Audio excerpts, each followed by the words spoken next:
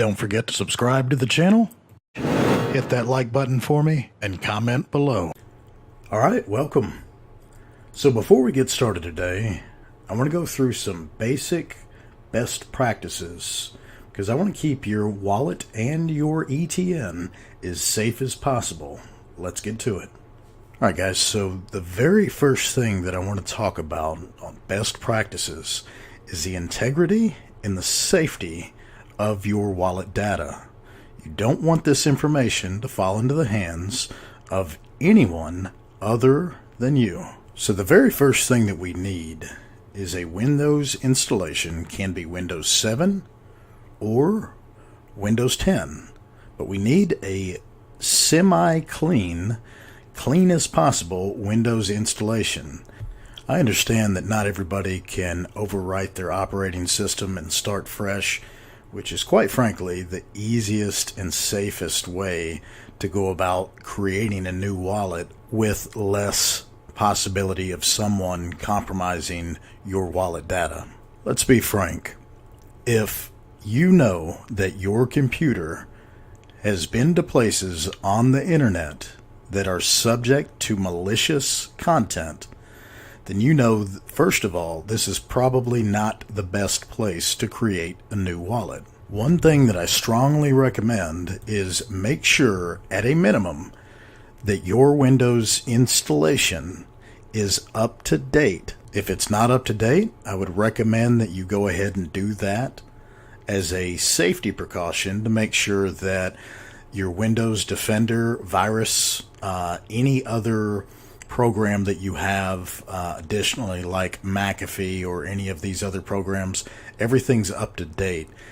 That just lessens the likelihood, doesn't prevent, but lessens the likelihood that someone has compromised your system or is actively infiltrating or using your information without your knowledge. One other thing that we're going to talk about is taking your computer offline while creating the wallet, and I'll show you that in just a minute. The last thing that I want to touch on really quickly is passwords and keeping this information off of the computer that you're creating the wallet on. We need to what's called air gap this information from an internet connection. So what I mean by that is, one, we need to have really good passwords, and two, we need to keep this information out of the hands of anybody that would want to steal your wallet data. The easiest way to do that and the safest way to do it is to keep your information on a external hard drive or a encrypted thumb drive.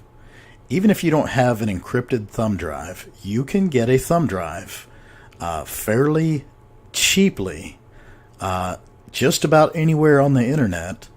I would recommend a minimum of 16 or 32 gigs. Alright guys, so what I mean by encrypted thumb drive.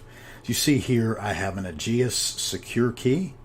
Now this particular key, this particular USB stick, has a thumb pad on it. It's 256-bit encryption.